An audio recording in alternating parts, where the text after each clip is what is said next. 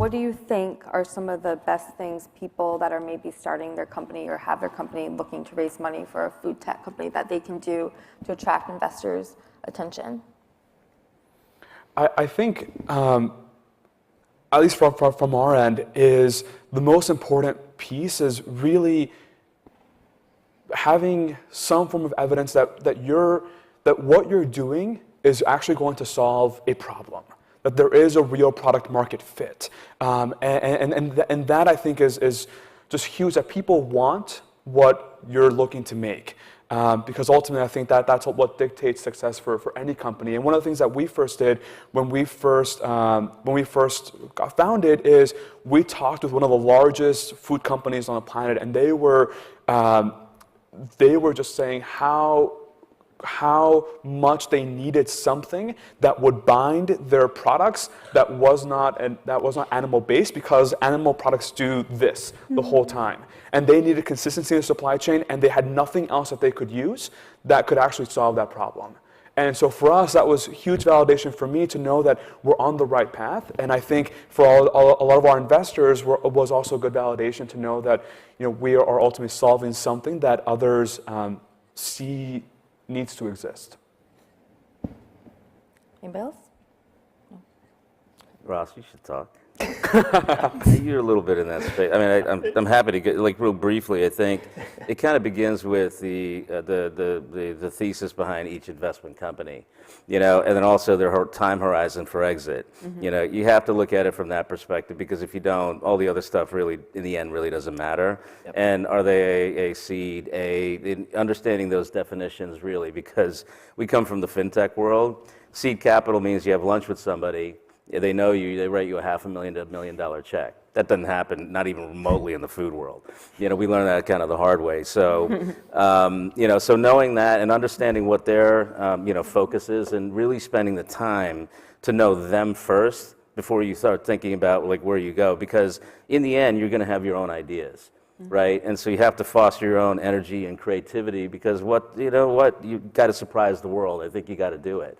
Then you'll find what kind of investors really make sense in those segments, and so you're getting a cross section on just this panel. And if you go downstairs, you'll see millions of ideas. So I think it's all available. It's just a function of, as an entrepreneur, you really, really have to spend your time to understand who you're talking to get that type of investment. Alon? Yeah.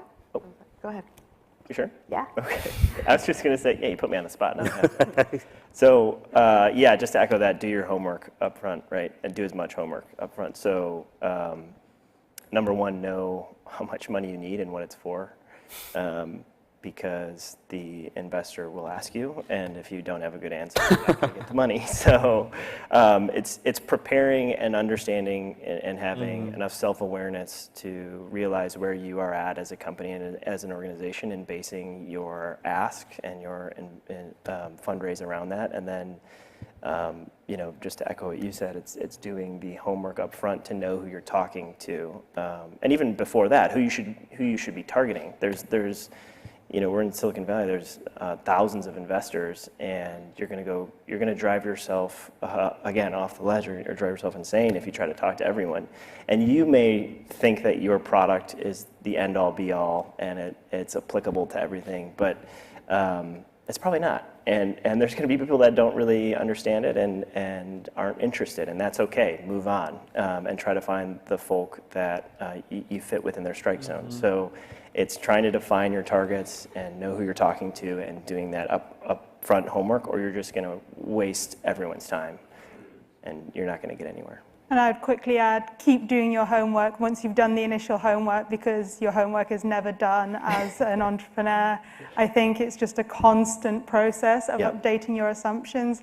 After you get the money, it's not, fantastic, let's all go home now. It's the real work starts then, and you're going to have to apply that all over again in order to iterate the next kind of round of development. Yeah, and it's understanding which type of investor to go after. VC may not be applicable, angel may be applicable, private equity, project finance. There's all different types of potential capital sources out there, and you really need to understand what you should be going after at that given time.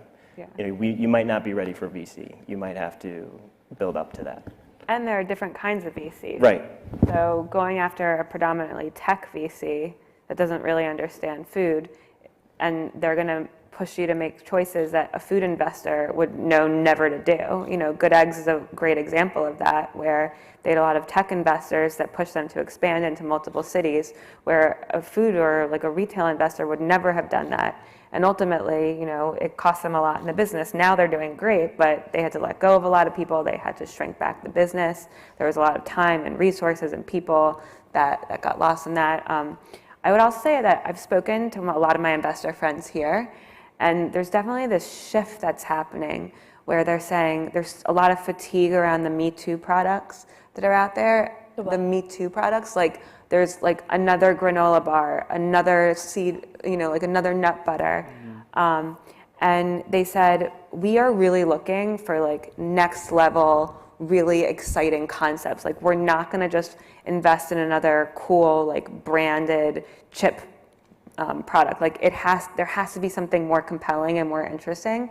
And we wanna go after like things that are on the horizon that are really pushing the envelope. So, and I really across a diverse set of investors here, I've had that same conversation. Tagging on to that, how would you suggest people find advisors? Because I think that's another really important thing that a startup has. This industry is so driven by relationships. And I think advisors, you know, it's about building relationships and finding someone who, you know, like through conversation and through that relationship, you feel like, okay, they might be in this, there's some value for them also for being involved with what I'm doing and approaching them, you know, after you've started to build up that relationship. I think that that's one of the most important things. Mm-hmm. There are also a lot of really amazing programs out there that have already a base of mentors and advisors that are there to help the companies. And you know, Food System 6 is one of them. IndieBio, we were the first company to come out of IndieBio almost 4 years ago. And what was really nice about that experience is that they kind of plugged us into a community already. Yep. Of people who know PR, who know biotechnology, who can help you in particular, who know IP, lawyers, et cetera, that you know, ultimately it's an easy way to start building that community yourself and ultimately meeting a lot of different people, and then ultimately understanding that there's also, you know, that homework of feeling that chemistry and then really knowing whether or not that person could add value to then invest a lot more time into that particular relationship. I would say, if I can just add, we've been pretty lucky, but because we have a great group of investors and mission-driven advisors. So I would say start with the mission and go from there, right? So if someone connects with your mission and you know lives for that mission too, they may make a great advisor. You know, there's a lot of other diligence that needs to go into it, but that may be a good place to start.